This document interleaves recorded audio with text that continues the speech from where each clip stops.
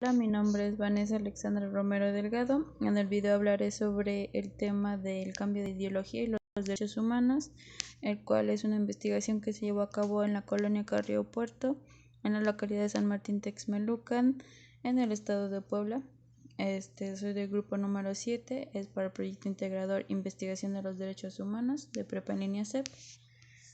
Mi introducción se basa que partiendo que sabemos que los derechos humanos son reglas que salvaguardan la dignidad de nuestra dignidad como humanos, para lograr tener o cuando queremos ser una sociedad multicultural. Esto quiere decir que muchas culturas convivan en un mismo lugar. Debe de haber respeto e igualdad, aunque no muchas veces se da, por lo mismo de que hay diferentes creencias, diferentes usos y costumbres. Entonces, esta investigación eso es lo que trata de ver, cómo es que se relacionan y qué ocurre cuando una ideología que es más fuerte en un lugar es la que puede manejar o puede hacer que los demás se sientan cohibidos o que los discriminen por tener distintos pensamientos al que predomina en ese lugar.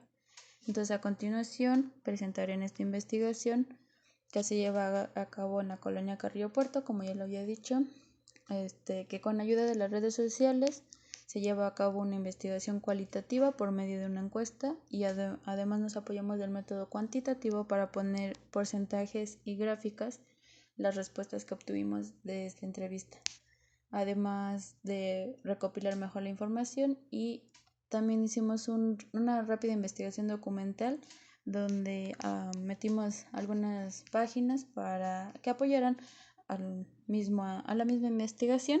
Obviamente las vamos a ver de rápido, pero ahí están para que las revisen. Además se hablará en el tema sobre los derechos humanos, las creencias que tenemos o que se tienen, el cambio que los jóvenes atraviesan durante estas ideologías, y el objetivo es encontrar cuáles ideologías son las más fuertes y de qué forma a los niños esto les afecta o tienen algo que ver, además de lo que los padres enseñan y qué suele pasar cuando chocan las ideologías. El objetivo de estudio, nuevamente, es la colonia Carrillo Puerto, donde se suele ver que la ideología que predomina más es la que apachurra a las demás, por así decirlo. Esto quiere decir que los menosprecian, las discriminan o hacen que se cambien de bando, por así decirlo, puesto que no creen lo mismo que ellos piensan, o tienen diferentes usos y costumbres. Entonces, ese es el objeto de estudio. El planteamiento del problema es qué factores son los que influyen en querer cambiar el pensamiento de las personas, en este caso niños y niñas, por las ideologías religiosas dominantes que hay.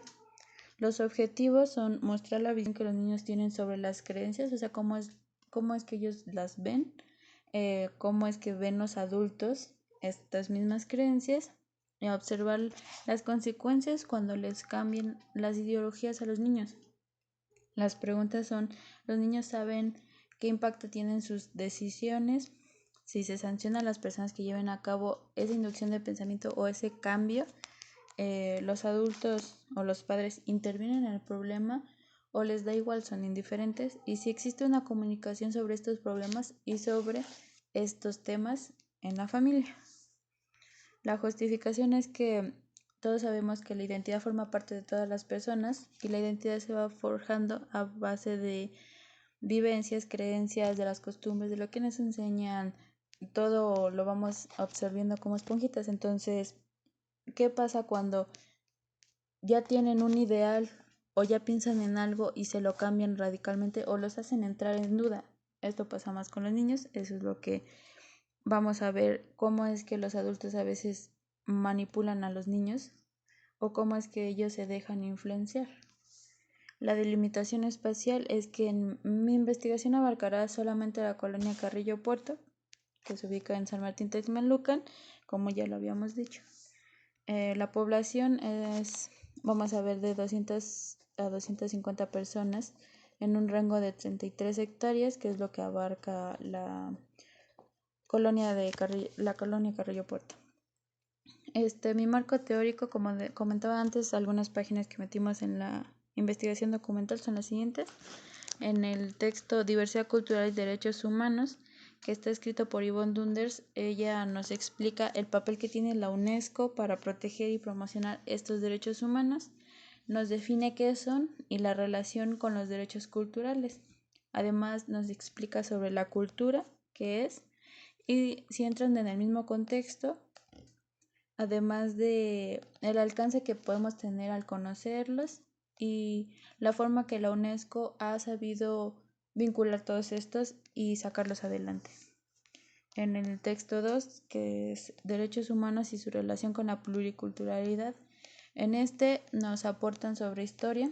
Esto quiere decir que desde que llegaron nos colonizaron los españoles, cómo ha sido la cultural, porque como todos sabemos ellos traían ideologías diferentes a nosotros y nos las incluyeron. Entonces esto quiere decir mucho porque se formó una sociedad pluricultural, porque algunos conservaron las ideologías anteriores y otros se cambiaron de bando.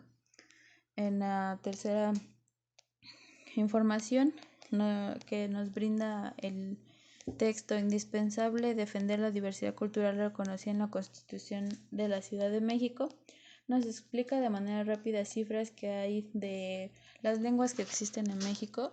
Y como saben, pues las lenguas también tienen que ver en las creencias e ideologías, porque al final son parte de la identidad de las personas. Además de la promoción de la diversidad cultural, con ayuda de los artículos que están o que se forjaron en la Constitución Política de 1917, la forma en que la han ayudado y que gracias a el Día de Diversidad Cultural que fue proclamado con la ONU, ayudan a que se promueva más fácil esto. En el cuarto documento, que se llama Derechos Culturales y Desarrollo Humano, implicaciones para el diseño de políticas culturales, que está escrito por Cecilia Cervantes Barba, nos habla sobre los derechos culturales, el desarrollo humano, la libertad cultural y todo esto con ayuda de los derechos humanos, de congresos, de cumbres, de todo eso, se apoya a ella para promover o establecer para que cambien las políticas culturales, para mejorarlas y para que ya no sean tan obsoletas y aporten más. En el último documento, que es la Encuesta Nacional sobre Discriminación en México, es un documento escrito por el CONAPRED, el Consejo Nacional para Prevenir la Discriminación, y este es sobre la investigación que nosotros estamos llevando a cabo sobre religiones e ideologías, pero llevado a un nivel más grande. Esto quiere decir que es nacional. Hay más estados, hay un poquito de trasfondo. Hay gráficas, hay mucha información, hay entrevistas sobre esto mismo de las ideologías que son las más o las menos predominantes, qué ocurre, si las discriminan, los porcentajes, qué pasa cuando las escuelas a veces también influyen en esto. Entonces es un buen texto para entender un poquito más de este tema.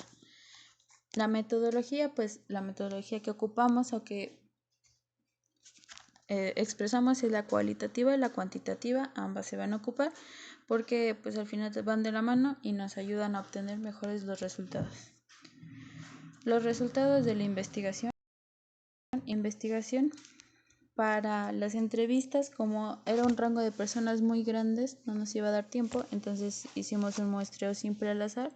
Esto quiere decir que los pasos que llevamos a cabo fue determinar el tamaño de la muestra, numerar los individuos del 1 hasta donde llegaran y tirar las unidades al azar. Esto quiere decir que cualquiera tenía una probabilidad igual de ser escogido. Entonces concentramos la gente que había, que eran 250 personas en la colonia Carrillo Puerto. La muestra fue de 25, esto quiere decir que 25 personas íbamos a escoger. Hicimos la lista de personas, las enumeramos del 1 al 250 y se escogen 25 números y de ahí pues a ellos les aplicamos la entrevista. En la siguiente gráfica que podemos ver son las religiones en Puebla. A nivel estado, el 51.82% son testigos de Jehová, el 30.06% son católicos y evangélicos, y otras ideologías son ateos que piensan en otras cosas, conforman 8.12%. Esto quiere decir que a nivel estado la religión que predomina son los testigos de Jehová, y por medio de la colonia los testigos de Jehová forman un 25%, los católicos y evangélicos un 60%, y las otras religiones o que no creen en nada 15%. Entonces, a nivel colonia o en mi localidad predominan más los católicos y evangélicos. De entre las preguntas es que la mayoría de las personas tienen muy arraigadas sus costumbres.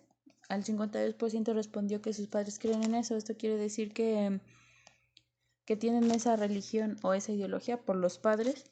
El 16% porque ellos lo descubrieron, el 12% porque otro familiar tiene esa creencia, y los demás pues porque no comprenden, porque apenas están descubriendo, porque apenas están forjando su razón para tener algún ideal específico.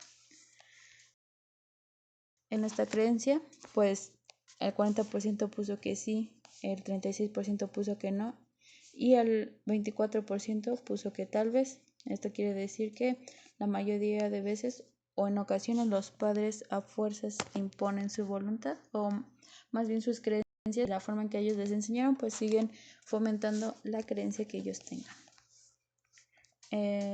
¿Conocen algunas religiones aparte de la suya? En ocasiones se les niega la información para que no cambien de religiones. De una o dos religiones aparte de la suya, el 36% conoce, el 32% de 3 a 4, el 20% de 4 o más, y el 12% no conoce ninguna aparte de la suya. Si conocen qué son los derechos humanos, el 40% puso que más o menos, el 52% que sí y el 8% que no. Si han violado sus derechos de cualquier forma, el 28% puso que sí, el 32% que no y el 40% que tal vez. Esto quiere decir que por lo mismo de que a veces no conocen qué son los derechos humanos, que pelean todo esto, no saben si les están violando sus derechos o no, nada más lo dejan pasar. En su familia se tocan temas como la diversidad cultural, los derechos humanos, ideologías diferentes, etcétera, etcétera. El 64% puso que no y el 36% puso que sí. Esto quiere decir que hay muy poca comunicación de distintos temas que no sean las creencias que ellos tienen. Y por lo mismo de que no existe esa comunicación o esa confianza, suele que a los niños les traten de cambiar o les den ese cambio, entonces suele haber esos problemas. Tienen una buena comunicación con sus padres sobre estos temas. El 40% puso que sí, el 24% que no y el 36% que un poco. Esto quiere decir que, como decía antes, no hay buena comunicación, entonces a veces los niños no saben qué hacer con la información que les llega.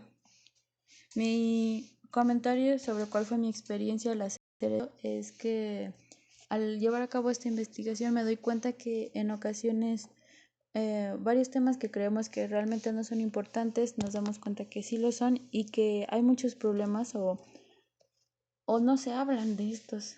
La familia suele tacharlos de tabú y esto está mal porque al final los que terminan perjudicados son los niños porque con quién lo hablan y a veces de ahí se agarran para que cambie su ideología o sus usos y costumbres. Entonces eso sería todo por mi parte. Gracias por ver el video. Se trató mi información, mi tema y nada más.